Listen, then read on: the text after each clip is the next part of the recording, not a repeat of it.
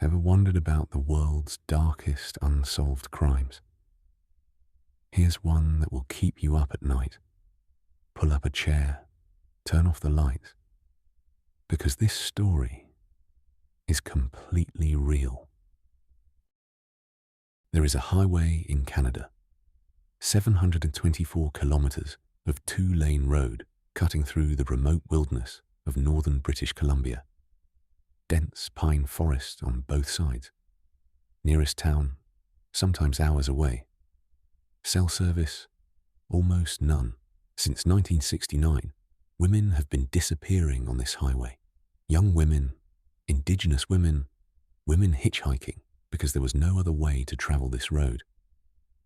The RCMP officially lists 18 victims.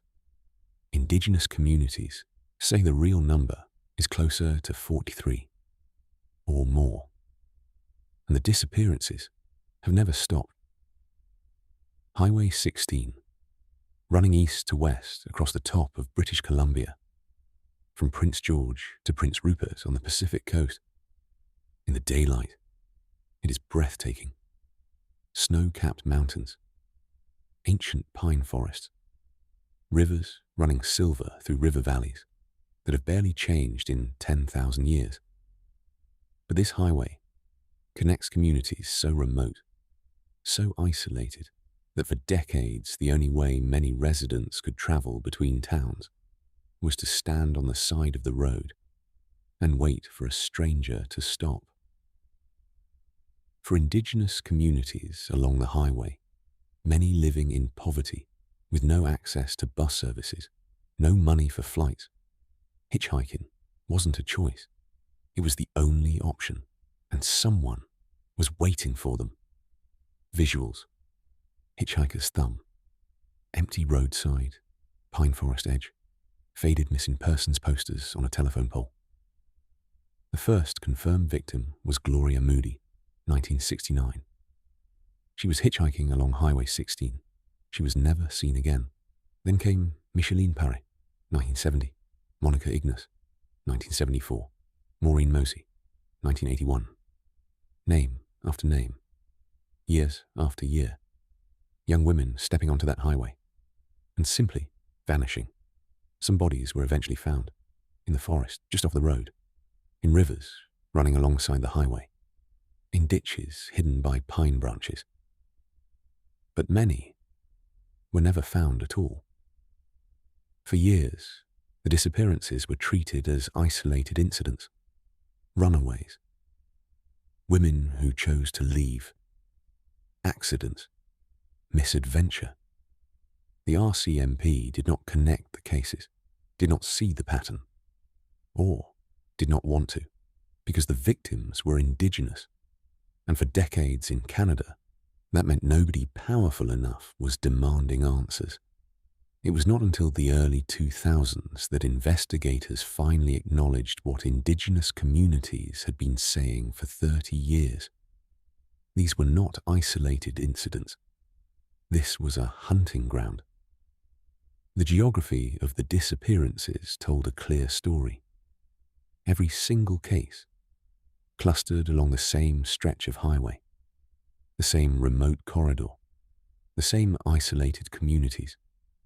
Someone, or multiple people, knew this road intimately, knew where the women would be standing, knew where the forest was thick enough to hide what came next, knew that in this part of Canada, nobody would come looking fast enough to matter.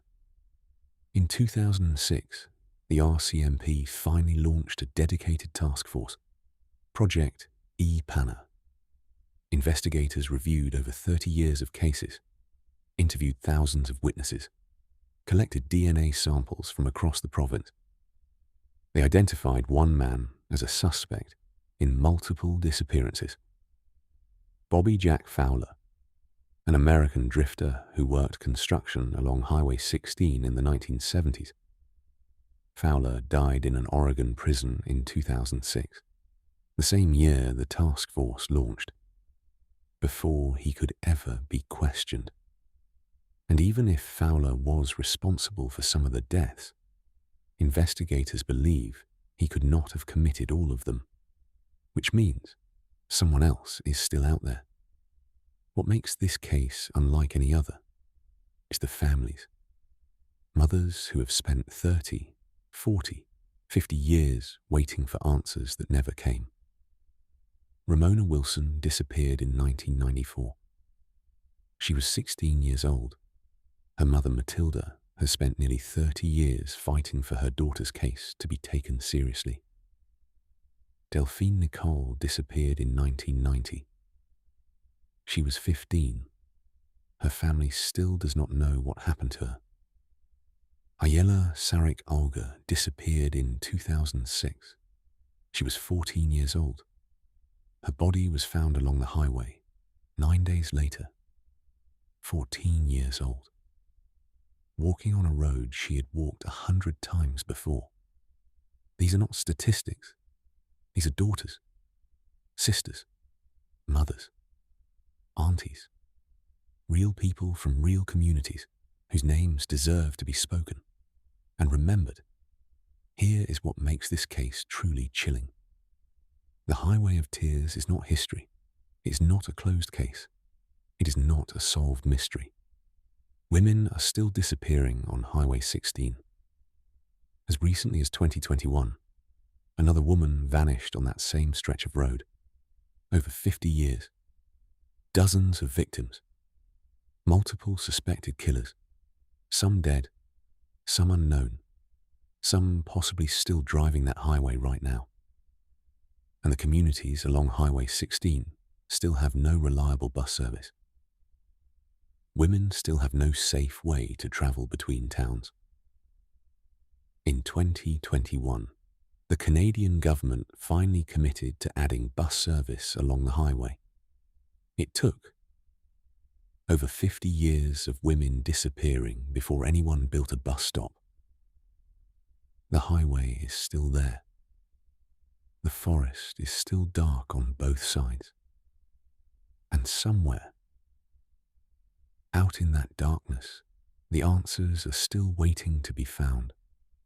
The families of the Highway of Tears have never stopped fighting, never stopped demanding answers, never stopped speaking the names of their daughters. If this story moved you, speak their names too. Because the best thing we can do for the women of the Highway of Tears is make sure the world never forgets them. The file is closed, but the darkness never ends. That's the story. What do you think? Comment below and let us know if you have any stories you want us to tell. Follow Faceless Coconut and watch your back.